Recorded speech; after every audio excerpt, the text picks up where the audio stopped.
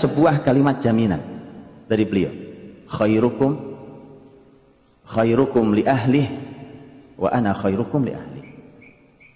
Orang yang terbaik di antara kalian semua ini adalah siapa yang paling baik pada keluarganya. Ini tolak ukur yang gampang sekarang.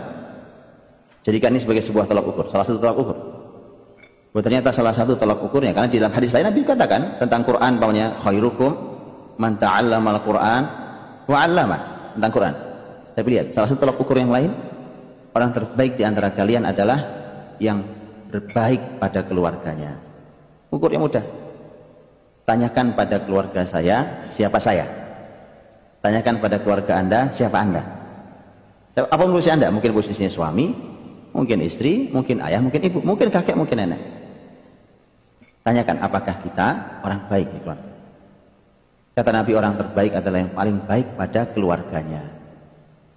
Dia di luar dipuji manusia, luar biasa, orang hebat, di rumah tangga bermasalah. Kata Nabi, bukan orang terbaik di antara kalian. Itu bukan orang terbaik. Dan ini sayangnya juga tidak pernah menjadi sebuah tolak ukur untuk kita memilih pemimpin. Karena benar, Umar radhiyallahu anhu menjadikan ini sebagai tolak ukur untuk pemimpin. Karena pemimpin di bawahnya Umar itu salah satu analisanya adalah apakah dia baik di keluarganya. Nah, itu kalimat Rasul. Kan Umar ingin memilih pemimpin terbaik. Maka dipilihkan pemimpin orang-orang istimewa oleh Umar. Salah satu tolak ukurnya adalah apakah dia baik di keluarganya. Bapak Ibu sudah sering dengar bagaimana kisah Umar ketika menyurati masyarakat, salah seorang dari masyarakat Bani Aslam, dipanggil ke Madinah untuk menjadi salah satu pemimpin.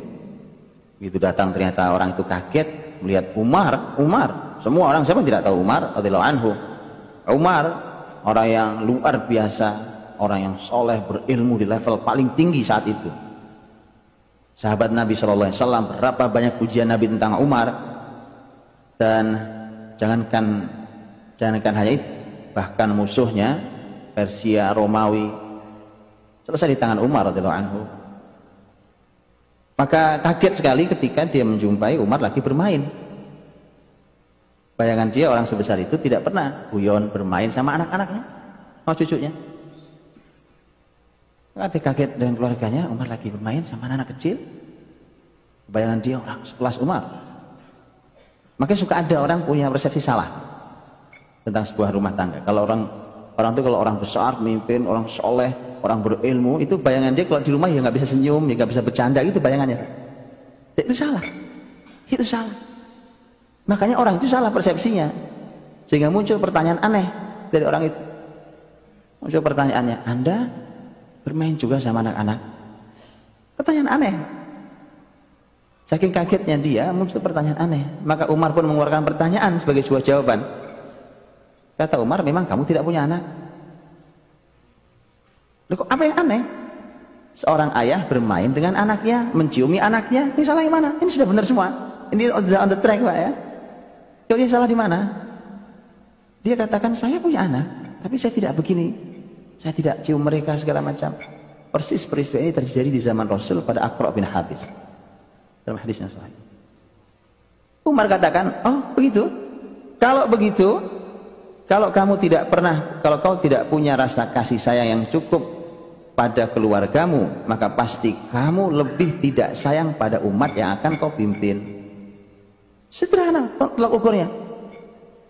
Istri kita, suami kita, kalau ini laki-laki, istri kita, anak-anak kita, itu subhanallah belahan hati kita, belahan jiwa kita, darah daging kita. Yang sekuat itu hubungannya, kita tidak cukup kasih sayangnya. Sekarang mimpin masyarakat ini tidak ada hubungan apa-apa sama kita. Teman bukan, kerabat bukan, saudara bukan. Umar katakan, pasti kau tidak punya kasih sayang yang cukup pada umat yang akan kau pimpin. Kalau gitu pulang, saya tidak jadi mengangkat. Ada. Dan itu tidak ada di tolak ukur, kan? Hari ini tidak ada tolak ukur. Fit and proper test. Oke? Fit and proper test lakukan untuk memilih pemimpin di Malang. Apa dipanggil, dicek istrinya, cek anak-anaknya, cek cucunya, untuk melihat apa dia orang terbaik yang kita pilih. Khairukum li ahli, kata Nabi, wa ana khairukum li ahli. Nah, kalimat yang terakhir itu menjadi jaminan luar biasa buat kita. Kata Nabi, saya orang terbaik di antara kalian pada urusan keluarga saya. Makanya kemudian tidak ada alasan kita untuk kita tidak belajar dari Rasul. Dan Rasul sudah memberi jaminan tertinggi bahwa saya orang